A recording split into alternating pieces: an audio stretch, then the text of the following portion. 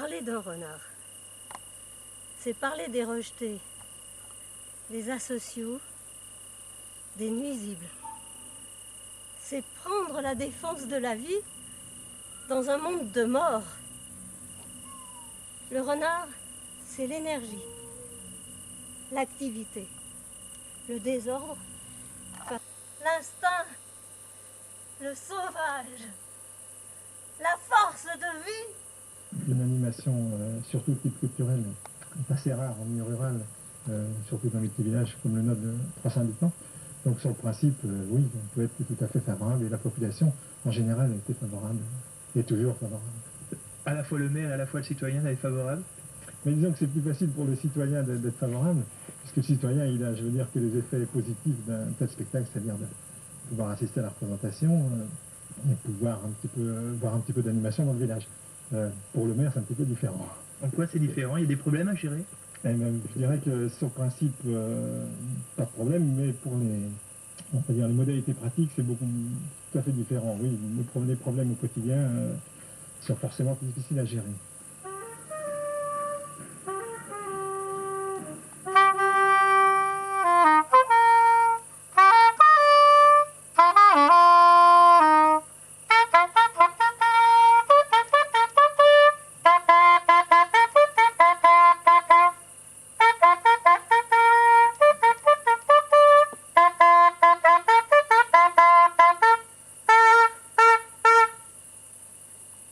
Dans nos campagnes, où le monde politique se calque sur les grandes cités, c'est-à-dire l'individualisme, la solitude, le profit et le protectionnisme, où les tout petits villages ne se règlent plus que sur le bien-être, la survie et la protection de ce monde de vieux et de profiteurs, ne vivant plus que dans un monde assisté et hyper protégé.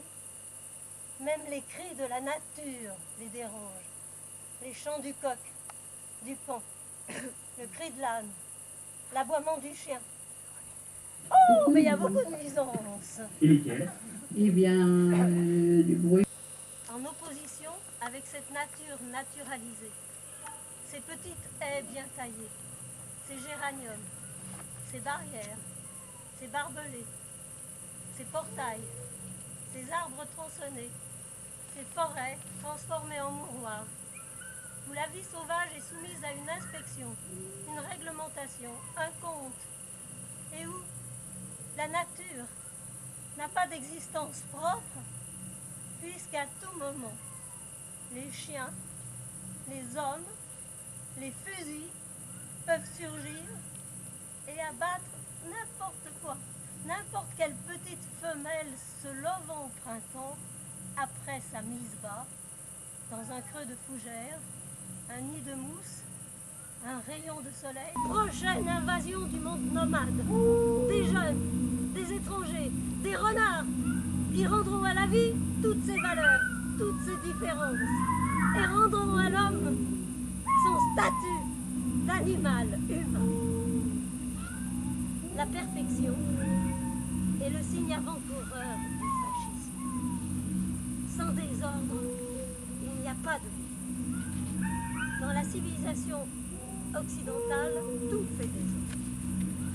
La nudité, si elle n'est pas codée esthétique, elle fait désordre, même sale. Un gros, une grosse, un vieux, une vieille, tout doit devenir esthétique, net, propre, la mort. Il n'y a pas de vie sans désordre. Vive ENT, les renards!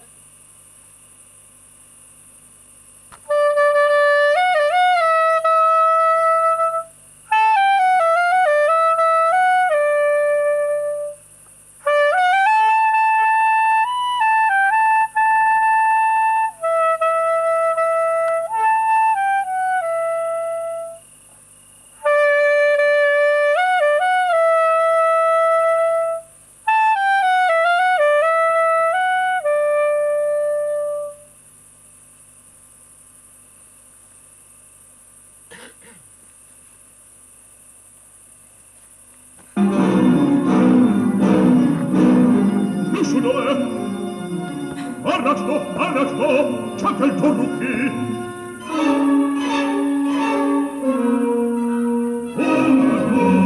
Oh, come stutz, roterito.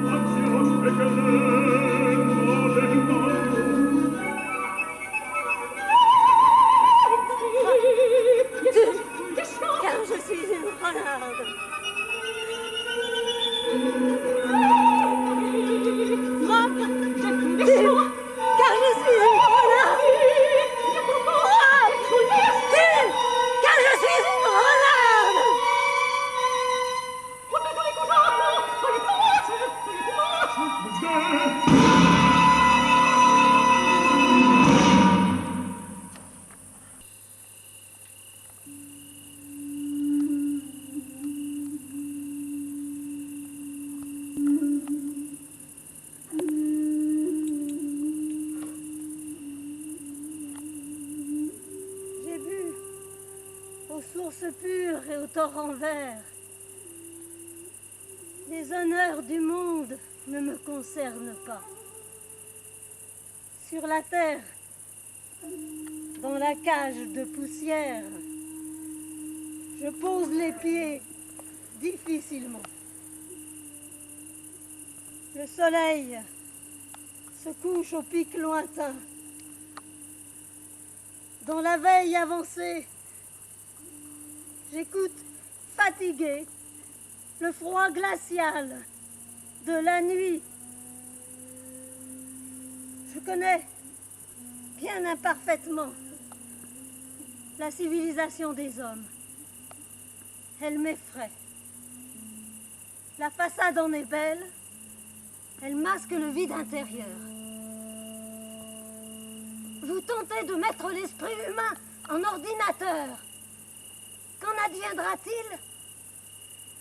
La machine classera les individus par catégorie et ceux qui détiennent le pouvoir politique décideront.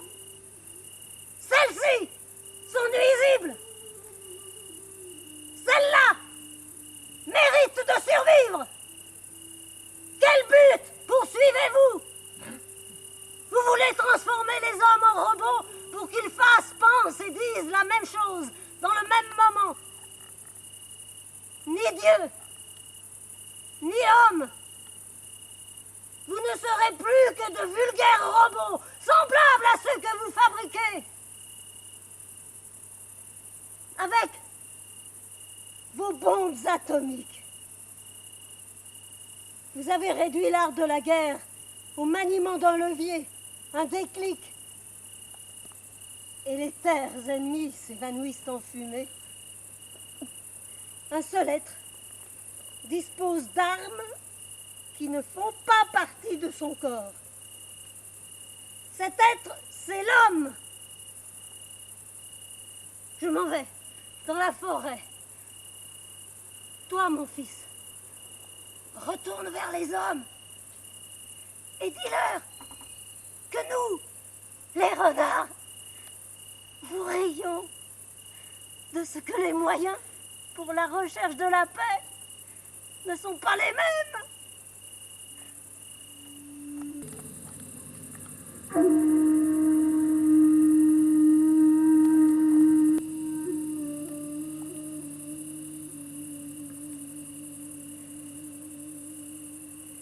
Il est fort possible que ce que j'appelle bonheur corresponde à ce que d'autres appellent l'instant de danger imminent. Ce monde qui était le seul endroit où je pouvais respirer à l'aise. Ce monde aux antipodes du vulgaire gratuit, je le faisais pour rien. Peut-être pour l'impossible. Est-ce la liberté que je cherche? Ou l'impossible?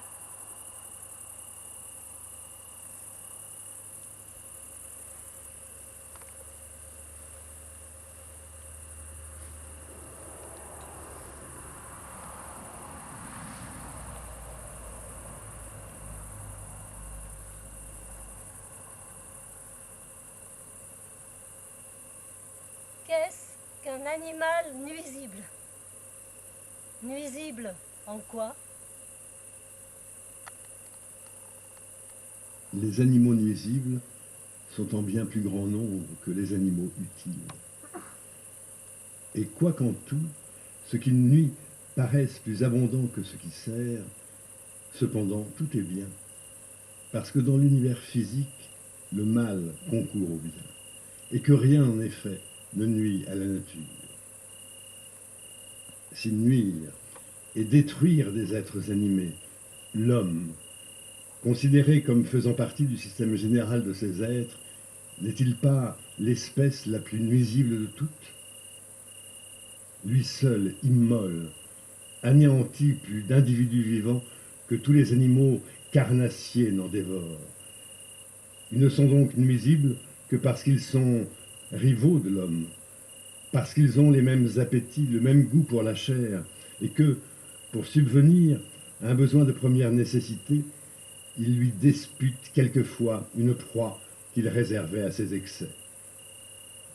Car nous sacrifions plus encore à notre intempérance que nous ne donnons à nos besoins.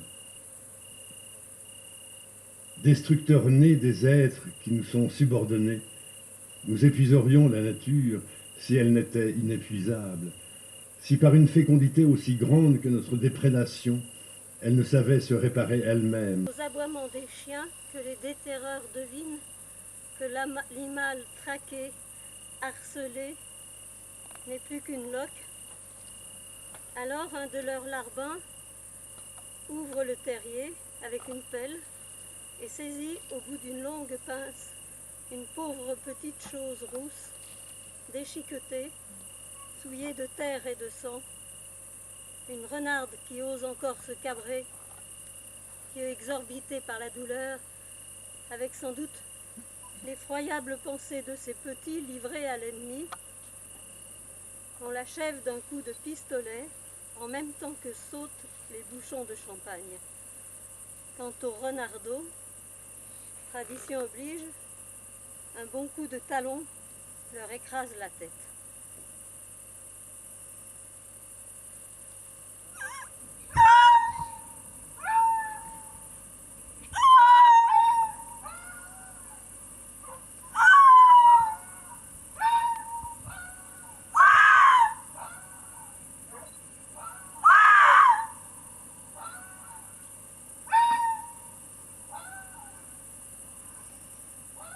Championnat de déterrage. Cluny, août 2008.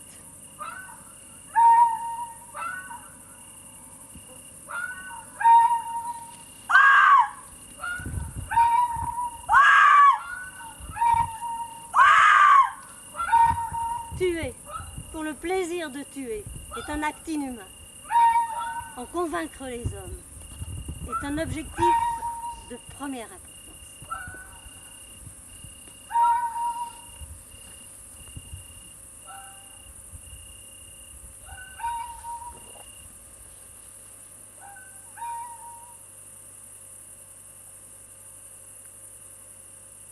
Au-delà de l'opposition entre les lumières de l'intelligence, qui sont changeantes, et les ténèbres de la mort, qui sont définitives, la réalité, elle, ne milite que pour la vie.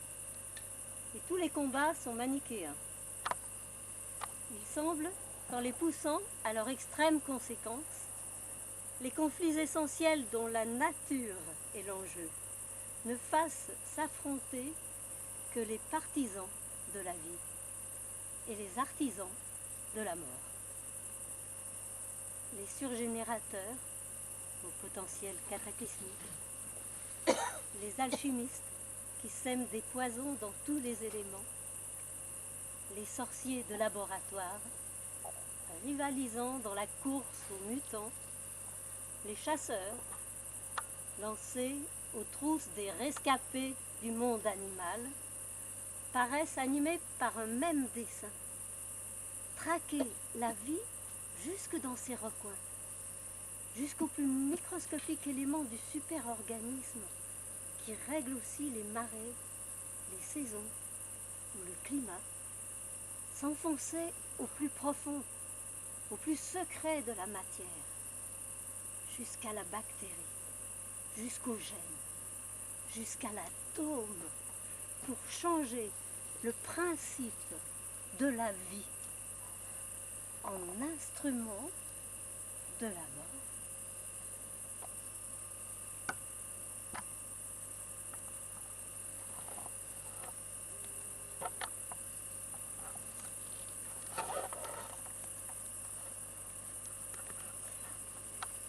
Lettre à Violette.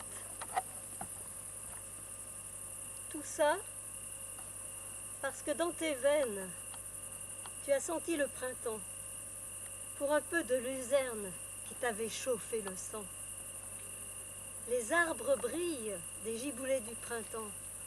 C'est un soleil d'acier qui... Mais jamais tu ne te plaignais. Ta crinière toute craquante. Oh là là, que de patience. Que grande était ta... Et voilà, tu n'es plus là. De ta belle tendresse, il ne reste qu'un peu de crottin. Un gros camion est venu. Avec la grue, il t'a prise et t'a jetée dans son charnier. Oh, l'imagination est trop grande. Je ne peux le supporter. Même pas encore froide, ils t'ont emporté. Je t'ai pleuré nuit et jour. Je t'ai demandé pardon pour la dernière promenade que je ne t'ai pas accordée. Pour l'avoine refusée, car ça te faisait du mal, mais j'aurais bien dû céder. Depuis 10 jours, tu étais si coquine, nous narguant sous l'auvent. Tous les matins, tu piétinais devant la porte, attendant le réveil et la gronderie habituelle. Je te remettais dans ton pré et resserrais les barbelés. Mais tu regardais de loin et voyais bien que ce n'était pas le bon endroit et que je n'ai pas su trouver par où tu passais avant que ce drame horrible n'arrive. Tes doux naseaux fendus jusqu'à l'os.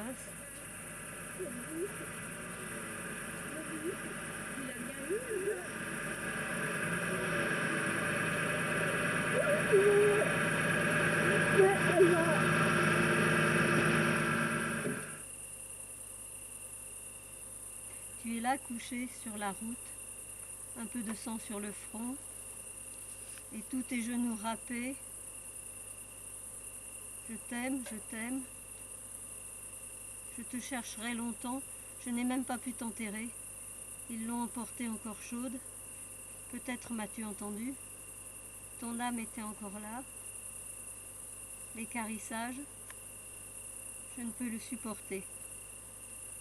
Je t'aime et t'aimerai toujours. Tu es là. J'écrirai, je ferai un livre sur toi, sur cette complicité que j'ai tant cherchée et ton amour que je n'ai pas su protéger. Je t'aime, je t'aime. Et toi, Raymond, tu as plié ton petit gilet, posé ton béret, et tu es entré joyeusement dans les temps, avec une pierre au cou. Qu'avez-vous fait pour lui? Pourquoi l'avoir laissé faire ça? Pourquoi l'avoir laissé mourir?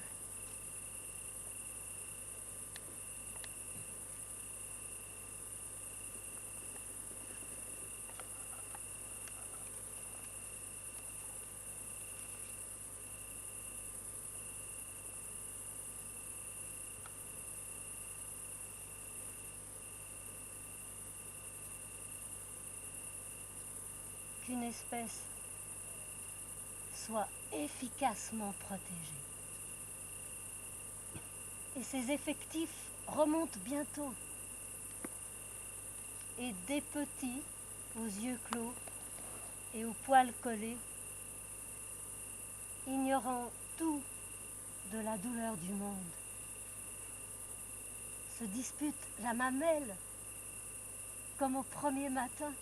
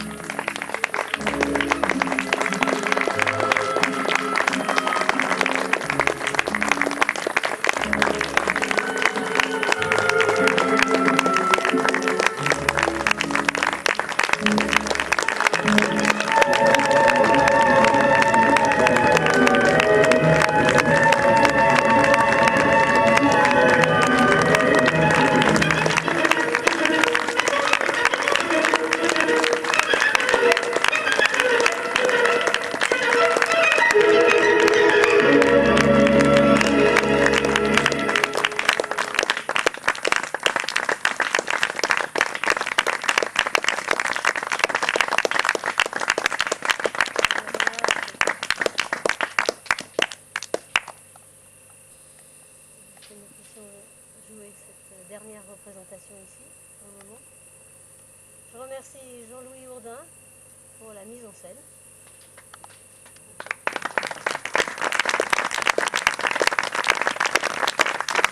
Je remercie Clément Borda pour la régie vidéo et son.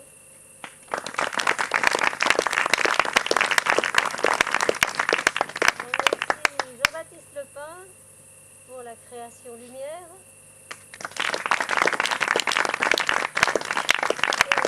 Et Cyril Léger, qui est là ce soir, qui a fait le montage vidéo et qui filme la représentation.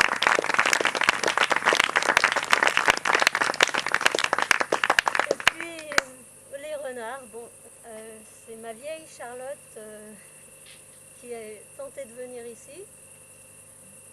Après, vous en verrez d'autres en remontant vers les cages où je vais me diriger après. Et toujours des anciens, parce que les plus jeunes n'ont pas voulu venir et ils sont dans les cages là-bas en bas. Et vous pourrez les voir en passant si vous arrivez à les apercevoir. Donc voilà, enfin, comme mon propos n'est pas les vieux et les jeunes, je pense que mes vieux renards sont très beaux. Et débat. On va débattre un peu vers l'écart là-haut. Et je vais vous dire un tout petit texte. Demain, le pouvoir de Robert Hénart, le naturaliste suisse. Demain, le pouvoir sera réparti entre tous de par la loi des très grands nombres d'une parfaite continuité. La société était injuste, mais elle avait des fissures. Il y avait des moyens de s'échapper, quitte à risquer de crever de faim. Demain, la sécurité et le confort seront obligatoires.